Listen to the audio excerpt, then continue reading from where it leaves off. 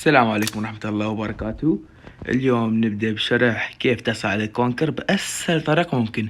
فقبل ما نبدأ بالشرح أتمنى أن تحط لي لايك ومشاركة في القناة.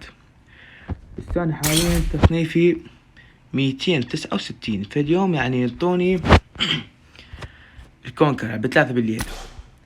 فأنصحكم أن بداية السيزون تحولون السيرفر الى KRBG. هسه حيكتب لك بالبداية بينج 200 و300 وهاي، بس شنو لما تخليه وتدخل جيم البينج 20 حالة اوروبا.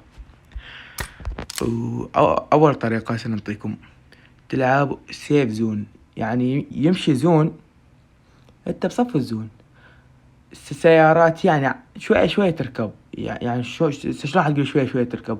تشوف سيارة مثل قدامك عدو عوفها، بس هذا فارغ وزوم بعيد وهاي اركب سيارة عادي.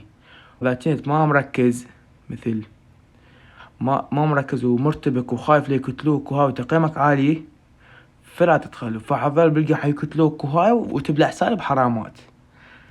بس عندكم بعد طريقة أخيرة، تنزل بآخر الزون، فحتى لو الزون يدمجك وهاي وتداوي بيه فراح يعطيك نقاط إضافية، يعني لا تخافون وتموتون هاي.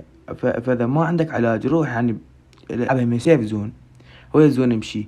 لا تدخل بنص الدائرة وتكمبر، من تدخل بنص الدائرة فراح يدخل من عندك ناس وسيارات وهاي يجون يسمعوك ويقتلوك وحرامات راح تبلع سالب.